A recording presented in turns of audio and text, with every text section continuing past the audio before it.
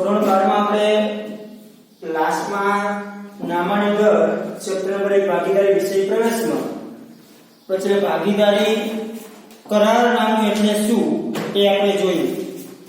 હવે જે ભાગીદારોના મૂડી ખાતા જે આ ચેપ્ટર ની અંદર એના દાખલા છે, પણ આ ચેપ્ટરમાં એના દાખલા પૂછવામાં આવતા નથી બોર્ડની અંદર।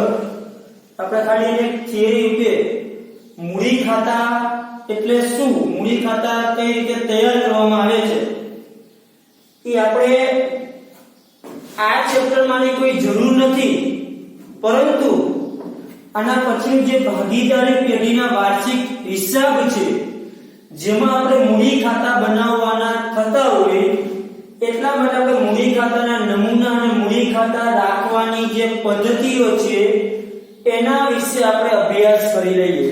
ખાલી અત્યારે કે આ ચેપ્ટર નંબર 1 માં આપણને મૂડી ખાતા વિશેની માહિતી આપેલી છે, એટલે આપણે ખાલી એક ચેપ્ટર નંબર 2 ના ભાગ રૂપે મૂડી ખાતા ખૂબ જ અગત્યની વસ્તુ છે। જે વાર્ષિક હિસાબ તમે ધોરણ 11 માં તમે વાર્ષિક હિસાબ જોયું, પણ જે એકાકી વેપારી પેઢીના આપણે વાર્ષિક હિસાબ વિશે આપણે અભ્યાસ કર્યો હતો કે જે 12 માર્કમાં તમે દાખલો જોતા જેમાં તમે 3 ખાતા બનાવતા, વેપાર ખાતું, નફા નુકસાન ખાતું અને પાકું સરવૈયું।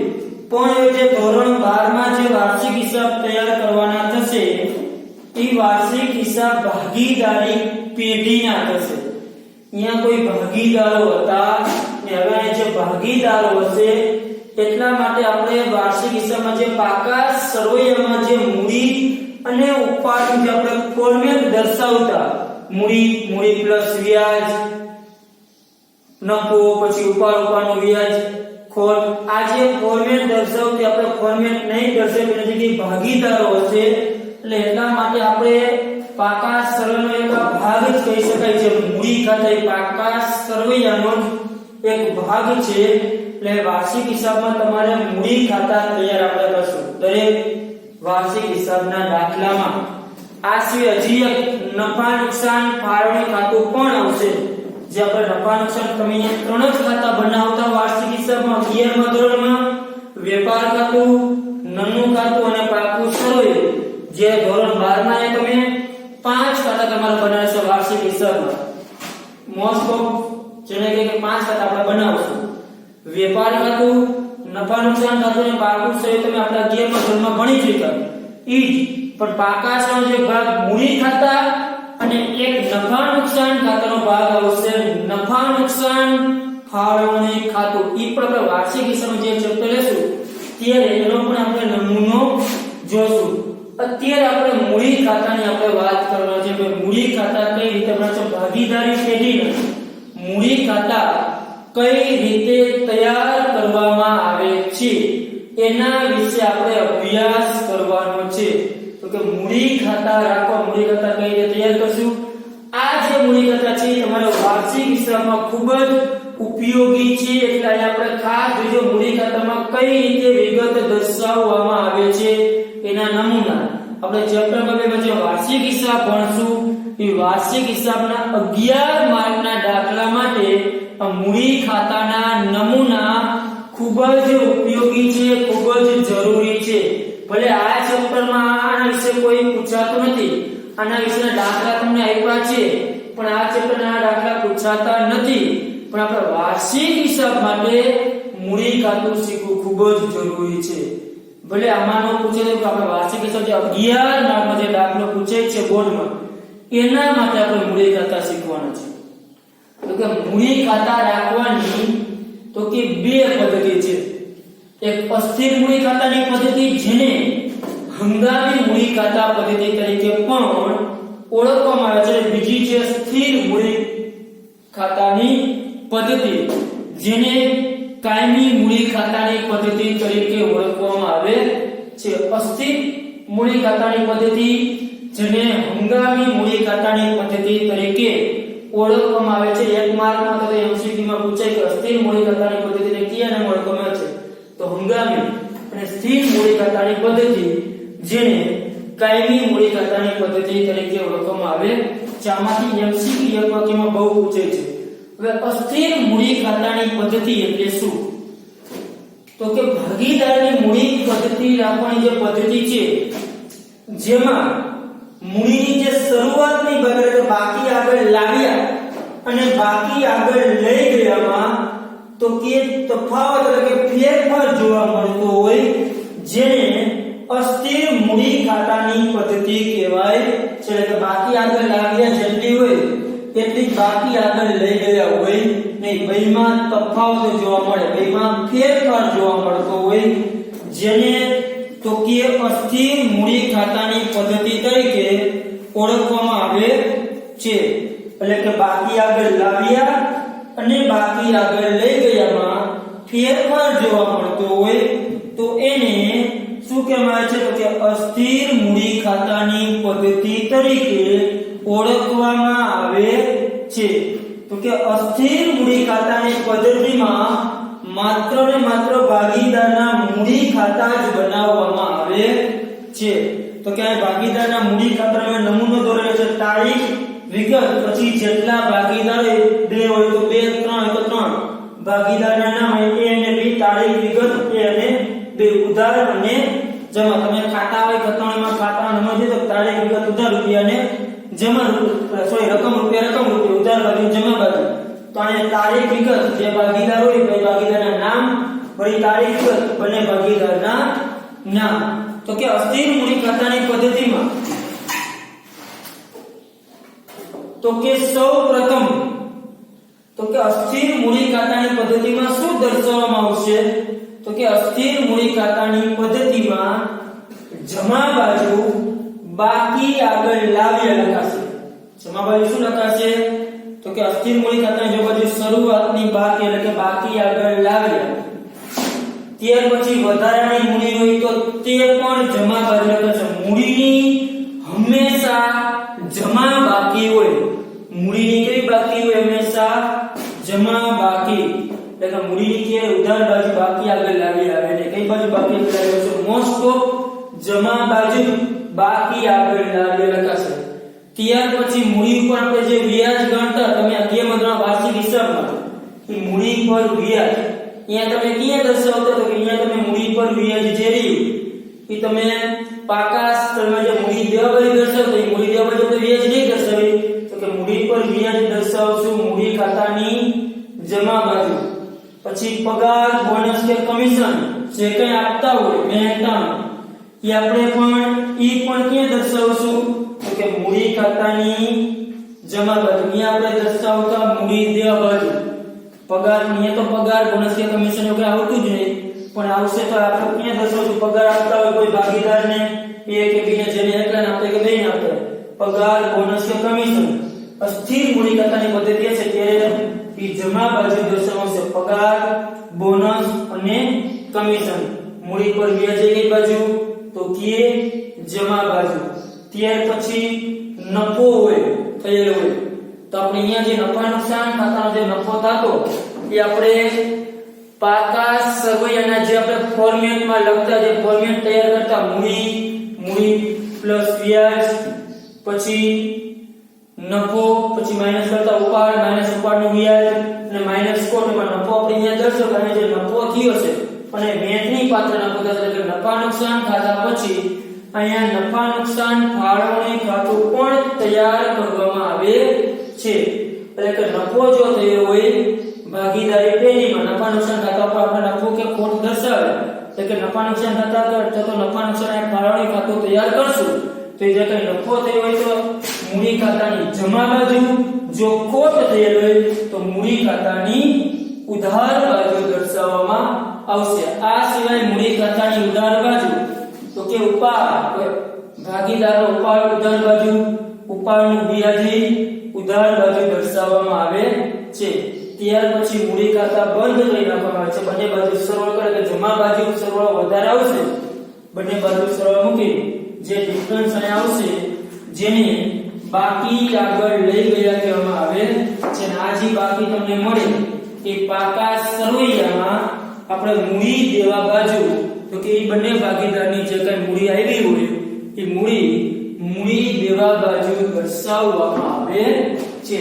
આ કઈ પદ્ધતિ છે? તો કે અસ્થિર મૂડી ખાતાની પદ્ધતિ। તમને એમસીક્યુ પૂછે કે અસ્થિર મૂડી ખાતાની પદ્ધતિમાં મૂડી પર વ્યાજ ક્યાં દર્શાવવામાં આવે છે?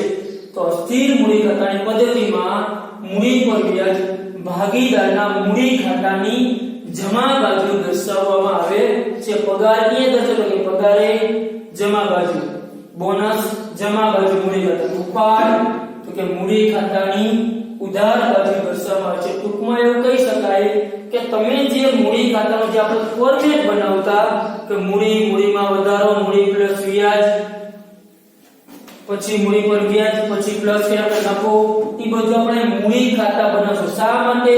તો કે બે ભાગીદારો છે એટલા માટે આ મૂડી ખાતા તૈયાર કરવામાં આવે છે। અને પછી આ જે ભાગીદાર જે મૂડી આવે છે એ મૂડી પાકા સરવૈયામાં મૂડી દેવા બાજુ દર્શાવવામાં આવતી હોય છે। જેટલી રકમ આવે તે રકમ પાકા સરવૈયામાં મૂડી દેવા બાજુ મૂડી કરી અને જે આપણે દાખલા જોશું તે તમને વધારે માહિતી મળશે।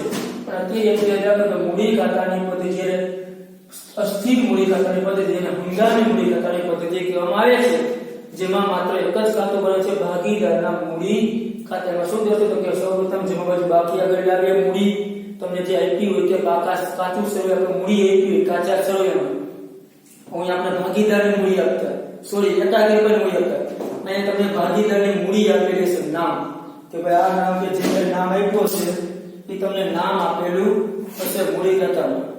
ત્યાર પછી મૂડી પર વ્યાજ, પગાર, બોનસ, કમિશન, આ બાજુ નફો, એ સિવાય ઉધાર બાજુ કે શું છે? તો કે ઉપાડ ચૂકવ્યો તો ઉધાર બાજુ, ઉપાડનું વ્યાજ ઉધાર બાજુ, નફા નુકસાન ફાળવણી ખાતે ખોટ હોય તો ઉધાર બાજુ, નફો થયો તો જમા બાજુ, અને છેલ્લે બાકી આગળ લઈ ગયા દર્શાવવામાં આવે છે। તો કે અસ્થિર મૂડી ખાતાની પદ્ધતિમાં માત્ર એક જ ખાતું તૈયાર કરવામાં આવે છે, કયું? તો કે ભાગીદારના મૂડી ખાતા। ત્યાર પછી છે સ્થિર મૂડી ખાતાની પદ્ધતિ, કે સ્થિર મૂડી ખાતાની પદ્ધતિ એટલે જેને કાયમી મૂડી ખાતાની પદ્ધતિ તરીકે પણ ઓળખવામાં આવે છે। તો કે સ્થિર મૂડી ખાતાની પદ્ધતિ જેને કાયમી મૂડી ખાતાની પદ્ધતિ પણ ઓળખવામાં આવે છે, જેને કાયમી મૂડી ખાતાની પદ્ધતિ તરીકે પણ ઓળખી શકાય છે। પદ્ધતિ નંબર 2 છે સ્થિર મૂડી ખાતાની પદ્ધતિ। ખાસ જોજો એમસીક્યુ અને એક વાક્યમાં પૂછે ભાઈ અસ્થિર મૂડી ખાતાને બીજા કયા નામે ઓળખાય છે? તો કે હંગામી છે। સ્થિર મૂડી ખાતાને બીજા કયા નામે ઓળખાય છે? તો કે કાયમી મૂડી ખાતાની પદ્ધતિ તરીકે ઓળખવામાં આવે છે। તો કે સ્થિર મૂડી ખાતાની પદ્ધતિ એટલે શું? કે જેમાં જે પદ્ધતિમાં શરૂઆતની બાકી અને આખરની બાકીમાં ફેરફાર જોવા મળતો ન હોય ને એને સ્થિર મૂડી ખાતાની પદ્ધતિ તરીકે ઓળખવામાં આવે છે। જે પદ્ધતિમાં તો કે ભાગીદારની શરૂઆતની બાકી અને આખરની બાકીમાં ફેરફાર જોવા મળતો ન હોય, બહુ ઓછો જોવા મળતો હોય, જેને એટલે જેને સ્થિર કીધું। જો મૂડી કેવી રહેશે? તો કે મૂડી સ્થિર રહેતી, શરૂઆતની બાકી અને આખરની બાકી મોસ્ટ ઓફ મૂડી સ્થિર રહેતી, એટલે ફેરફાર જોવા મળતો હોય નહીં, જેને તો કે સ્થિર મૂડી ખાતાની પદ્ધતિ કહે છે। આમાં શરૂઆતની બાકી અને આખરની બાકીમાં આપણે ફેરફાર જોવા મળતો, આમાં શરૂઆતની બાકી અને આખરની બાકીમાં બહુ માઇનર ફેરફાર જોવા મળશે, ક્યારેક જોવા મળતો હોય છે। એટલે કે ફેરફાર જોવા મળતો ન હોય એને તો કે સ્થિર મૂડી ખાતાની પદ્ધતિ તરીકે ઓળખવામાં આવે છે। જ્યારે સ્થિર મૂડી ખાતાની પદ્ધતિ હોય ત્યારે ભાગીદારી પેઢીના ચોપડે બે ખાતા તૈયાર કરશે, મૂડી ખાતા અને બીજા તૈયાર કરશું ચાલુ ખાતા। તો કે શું આવશે? અને તમને ચાલુ ખાતાની પણ બાકી આપેલી હશે, એટલે કે મૂડી ખાતા અને ચાલુ ખાતા આપણે તૈયાર કરશું, બે ખાતા, ભાગીદારના મૂડી ખાતા તૈયાર કરવામાં આવશે અને ભાગીદારના ચાલુ ખાતા પણ તૈયાર કરવામાં આવતા હોય છે। કઈ પદ્ધતિમાં? તો કે સ્થિર મૂડી ખાતામાં મૂડી ખાતા તૈયાર કરશું અને ચાલુ ખાતા તૈયાર કરશું। હવે ખાસ અહીંયા જોજો, અસ્થિર મૂડી ખાતામાં પદ્ધતિમાં એક જ ખાતું તો મૂડી ખાતું, એટલે કે જે કઈ માહિતી હતી એ તમામ માહિતી આપણે મૂડી ખાતામાં જ દર્શાવેલી છે. હવે અહીંયા મૂડી ખાતા અને ચાલુ ખાતા તૈયાર કરશું અસ્થિર મૂડી ખાતાની પદ્ધતિમાં. એટલે નમૂના બેના સેમ જ છે, પણ એ ભાગીદાર ચાલુ ખાતા એકબીજા ભાગીદાર નામ છે, તારીખ વિગત બધું સેમ જ આપેલું છે. પણ ફેર કેટલો છે? અહીંયા અસ્થિર મૂડી ખાતાની પદ્ધતિમાં આપણે બે ખાતા તૈયાર કર્યા, મૂડી ખાતા અને ચાલુ ખાતા. હવે જો મૂડી ખાતામાં જમા બાજુ ભાગીદારની શરૂઆતની મૂડી એટલે કે બાકી આગળ લાવ્યા દર્શાવ્યું, જ્યારે આ બાજુ બાકી આગળ લઈ ગયા મૂડી જે કંઈ આવતી હશે તે. જો વધારાની મૂડી ઉપાડી ગયા હોય તો આ બાજુ, અને વધારાની મૂડી ભાગીદાર લાવ્યો હોય તો દર્શાવ તો મૂડીમાં ફેરફાર થશે. બાકી મૂડીમાં કોઈ પણ પ્રકારનો ફેરફાર થતો નથી. એટલે કે મૂડી જેટલી શરૂઆતમાં હોય એટલી જ મૂડી આખરમાં પણ રહે છે. એટલે શરૂઆતની બાકી અને આખરની મૂડીની બાકીમાં કોઈ ફેરફાર જોવા મળતો નથી. બાકી આગળ લાવ્યા જે છે ખાતું બંધ કરશો એટલે બાકી આગળ લઈ ગયા પણ એટલું જ તમને મળશે. હવે ચાલુ ખાતામાં શું દર્શાવશું? ટૂંકમાં કહું તો આ જે મૂડી ખાતું છે એમાં મૂડીની વિગત સિવાય એટલે બાકી લાગે છે ને ત્યાં મૂડી, તો કે મૂડીની વિગત સિવાય જે આમાં તમામ માહિતી છે એ દરેક માહિતી ચાલુ ખાતામાં લખવામાં આવે છે. આ સિવાય તો કે બાકી આગળ લાવે, તો કે આ બાકી છે ને અને આ બાજુની બાકી આગળ લાવે, તો કે શેની? તો કે ચાલુ ખાતાની બાકી આગળ લાવ્યા લખવામાં આવે છે. જે મૂડી ખાતા હોય ભાગીદારના, ભાગીદારની જે મૂડીની જેમ બાકી હોય એવી જ રીતે ચાલુ ખાતાની પણ ભાગીદારોની બાકી આપેલી હોય છે. તો કે ભાગીદારના ચાલુ ખાતા છે જેમાં સ્થિર મૂડી ખાતાની પદ્ધતિ હોય એમાં કાયમી મૂડી સિવાયના જે વ્યવહારો નોંધવા માટે જે ખાતું આપણે તૈયાર કરી છે ઈ ખાતાને ચાલુ ખાતા તરીકે ઓળખવામાં આવે છે. તો કે એમાં ચાલુ ખાતાની બાકી બે હોઈ શકે. ખાસ બીજું એમસીક્યુ માં પૂછે મૂડી ખાતાની બાકી હંમેશા કેવી હોય? તો કે મૂડી ખાતાની બાકી હંમેશા જમા જ હોય, પણ ચાલુ ખાતાની બાકી જમાઈ હોય અને ઉધાર પણ હોઈ શકે. ચાલુ ખાતાની બંને ભાગીદારી એવું ફિક્સ તો જમા જ બાકી હોય, જમા પણ બાકી હોઈ શકે અને ઉધાર બાકી પણ હોઈ શકે. જમા બાકી હોય તો જમા બાકી કઈ બાજુ દર્શાવવામાં આવે છે? તો કે જમા બાકી ચાલુ ખાતાની કઈ બાજુ? તો કે જમા બાજુ. અને ઉધાર બાકી હોય તો ઉધાર બાકી ચાલુ ખાતાની ઉધાર બાજુ દર્શાવવામાં આવે છે. એટલે કે ચાલુ ખાતાની બંને બાકી હોય છે. તો કે ચાલુ ખાતાની જો જમા બાકી હોય તો ચાલુ ખાતામાં જમા બાજુ, અને જો ચાલુ ખાતાની ઉધાર બાકી હોય તો ચાલુ ખાતામાં ઉધાર બાજુ દર્શાવવામાં આવે છે. એટલે કે ચાલુ ખાતાની અહીંયા જેને કહેવાય કે બાકી કેટલી હોય? તો કે બે બાકી હોય. જમા બાકી એટલે એમસીક્યુ એક વાક્યના પ્રશ્નમાં પૂછાઈ શકે કે ચાલુ ખાતાની જમા બાકી કઈ બાજુ લખાય છે? ચાલુ ખાતાની ઉધાર બાકી કઈ બાજુ દર્શાવવામાં આવે છે? ખાસ અને ચાલુ ખાતાની બાકી કેવી હોઈ શકે? તો કે જમા હોઈ શકે, ઉધાર હોઈ શકે, જમા કે ઉધાર બંને હોઈ શકે કે એક પણ નહીં. તો ચાલુ ખાતાની કઈ બાકી? તો કે જમા હોઈ શકે અને ઉધાર પણ હોઈ શકે. તો જમા બાકી હોય તો જમા બાજુ બાકી આગળ લાવ્યા, ઉધાર બાકી હોય તો ઉધાર બાજુ બાકી આગળ લાવ્યા તરીકે દર્શાવવામાં આવે છે. હવે જે મૂડી પર વ્યાજ તો કે ચાલુ ખાતામાં કઈ બાજુ? તો કે જમા બાજુ. અહીંયા આપણે કઈ બાજુ દર્શાવ્યું? મૂડી ખાતામાં દર્શાવ્યું હતું જમા બાજુ. અને ચાલુ ખાતા બનેલા છે એટલે મૂડી ખાતામાં મૂડી પર વ્યાજ નહીં દર્શાવે, પણ એ વ્યાજ ક્યાં દર્શાવશું? તો કે ચાલુ ખાતા મૂડી પર વ્યાજ, પગાર, બોનસ, કમિશન. ઈ સિવાય ચાલુ ખાતાની જમા બાકીનું વ્યાજ જમા બાજુ, ઉધાર બાકીનું વ્યાજ હોય તો ઉધાર બાજુ દર્શાવવામાં છે. પછી નફા નફો થયો હોય તો તે, ખોટ થઈ હોય તો ઉધાર બાજુ.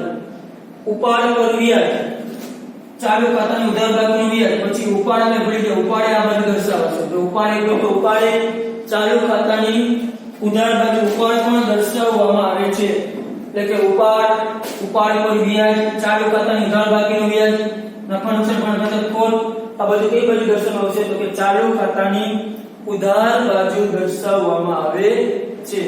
એટલે કે ટૂંકમાં જોઈ શકીએ આપણે કે મૂડી સિવાયની જે મૂડી ઈ સિવાયની તમામ વિગતો, મૂડી પર વ્યાજ હોય, પગાર હોય, બોનસ હોય, કમિશન હોય, તો નફો હોય, એ બધી જ માહિતી આપણે કઈ બધી જે ચાલુ ખાતા બનાવેલા હોય ત્યારે આ માહિતી આપણે ચાલુ ખાતામાં દર્શાવશું। પછી આ બાજુ ઉપાડ હોય, ઉપાડનું વ્યાજ હોય કે ખોટ હોય તો એ પણ જો આપણે ચાલુ ખાતામાં કઈ બાજુ દર્શાવ્યું, ઉધાર બાજુ દર્શાવ્યું છે। એટલે કે જ્યારે અસ્થિર મૂડી ખાતાની પદ્ધતિ તૈયાર કરી, એટલે કે જ્યારે ચાલુ ખાતા તૈયાર કર્યા હોય ત્યારે મૂડી સિવાયની તમામ વિગતો તો કે ચાલુ ખાતામાં દર્શાવવામાં આવે છે। જે તે બાજુ આ બાજુ જમા બાજુ દર્શાવી, ઉધાર બાજુ બધી કઈ બાજુ દર્શાવી, ઉધાર બાજુ। આ સિવાયની બે વસ્તુ કેવી તો કે ચાલુ ખાતાની બાકી યાદી થઈ અને ચાલુ ખાતાની જમા બાકીનું વ્યાજ, એ રીતે ચાલુ ખાતાની ઉધાર બાકી અને ચાલુ ખાતાની ઉધાર બાકીનું વ્યાજ, આ વસ્તુ બે નવી બાકી મૂડી ખાતામાં જે નામ હતું અસ્થિરમાં એ જ બધી ચાલુ ખાતાના નામ આવ્યા। અહીંયા મૂડીનું વ્યાજ તો કે અસ્થિરમાં તમે મૂડી ખાતામાં દર્શાવતા તો કે અહીંયા એ છે દર્શાવશો તો કે ચાલુ ખાતાની જમા બાજુ, અહીંયા મૂડી ખાતાની જમા બાજુ હતી। એટલે કે જે કઈ માહિતી છે દરેક માહિતી તો કે ચાલુ ખાતામાં તો કે દર્શાવવામાં આવે છે। માહિતી એમને બેઠી જ હોય છે, પણ ખાસ માત્ર આ માહિતી જે છે એ મૂડી ખાતા જગ્યાએ કઈ ખાતામાં દર્શાવવામાં આવે છે, ચાલુ ખાતામાં। ક્યારે તો કે જ્યારે ચાલુ ખાતા બનાવેલા હોય ને ત્યારે।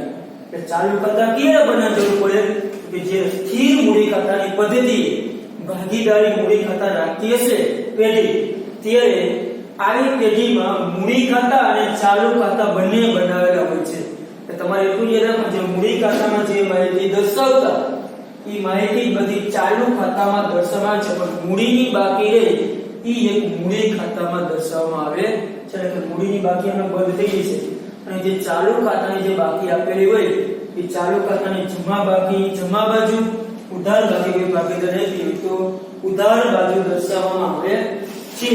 અને છેલ્લે તમામ માહિતી દર્શાવ્યા ગયા બાદ ચાલુ ખાતા બંધ કરવામાં આવે છે।